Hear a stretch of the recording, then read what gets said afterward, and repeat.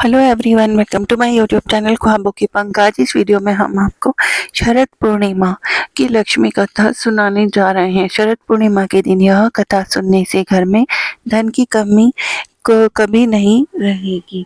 अश्विन मास की पूर्णिमा को शरद पूर्णिमा कहा जाता है। हिंदू धर्म में इस तिथि का खास महत्व बताया गया है। शरद पूर्णिमा की रात को चंद्रमा अपनी 16 कलाओं के साथ चमकता है। इस साल शरद पूर्णिमा 6 अक्टूबर 2025 सोमवार के दिन है। शरद पूर्णिमा की रात चंद्रमा का पूजन करने का विधान है। पौराणिक कथाओं के अनुसार समुद्र मंथन के दौरान इसी तिथि पर माँ लक्ष्मी प्रकट हुई थी। इस दिन रात के समय खुले आसमान के नीचे चांद की रोशनी में खीर बनाने की परंपरा भी है, जिसका भोग लगाने के बाद प्रसाद बांटा जाता है। शरद पूर्णिमा की रात चंद्रमा का पूजन करने का विधान है। पौराणिक कथाओं के अनुसार समुद्र मंथन के दौरान इस तिथि पर माँ लक्ष्मी प्रकट हुई थी। इस दिन रात के समय खुले आसमान के नीचे चांद की रोशनी में खीर बनाने की परंपरा भी है, जिसका भोग लगाने के बाद प्रसाद बांटा जाता है। शरद पूर्णिमा व्रत की संपूर्ण कथा आपको सुनाने जा रहे हैं। एक व्यापारी की 2 बेटियां थी। उसकी 2 सुंदर और सुशील बेटियां थी। दोनों बहनें धार्मिक स्वभाव की थी, लेकिन बड़ी वाली बेटी धार्मिक रीति रिवाजों में बहुत आगे थी।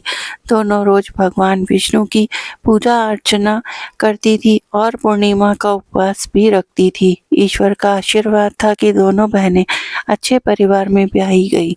शादी के बाद भी दोनों ने पूर्णिमा की व्रत जारी रखा, लेकिन छोटी बेटी के व्रत पूरा नहीं रखती थी और संध्या काल में भोजन कर लेती थी, जिसकी वजह से उसे पूरी तरह से व्रत का पुण्य फल नहीं मिल पाता था।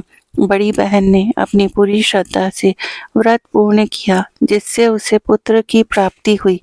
हालांकि नियम से पूर्णिमा के व्रत करने के कारण छोटी बहन ने भी संतान की सुख पाया, लेकिन उसकी संतान दीर्घायु नहीं होती थी और जन्म लेने के कुछ दिन बाद ही उसकी संतान की मृत्यु हो जाया करती थी। अपने इस दुख का कारण जानने के लिए उसने एक महात्मा से बात की। महात्मा ने उसे बताया कि तुम्हारा मन पूरी तरह से ईश्वर भक्ति में नहीं लगता है, जिसके कारण तुम्हें तकलीफ भोगनी पड़ रही है। इस दुख का निवारण पूछने पर महात्मा जी ने उसे शरद पूर्णिमा का व्रत पूरे विधि विधान के साथ करने के लिए कहा। महात्मा की बात सुनकर छोटी बहन ने पूर्णिमा का व्रत पूरे विधि विधान के साथ पूरा किया, लेकिन उसकी संतान जीवित नहीं बची। जब वह पुत्र को खोने का संताप कर रही थी, तभी उसकी बड़ी बहन आई।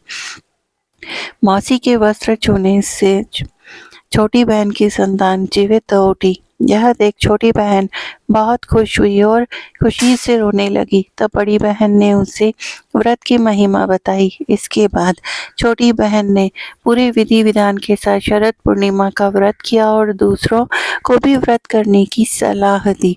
मान्यता है कि शरद पूर्णिमा का व्रत करने से कुंडली में चंद्रमा की स्थिति मजबूत होती है और इससे आपको सभी कार्यों में सफलता हासिल होती है। यदि आप भी चाहते हैं कि आपके जीवन में भी खुशहाली बनी रहे और आपके सभी कार्य संपूर्ण हों, तो आप भी शरद पूर्णिमा का व्रत जरूर करें।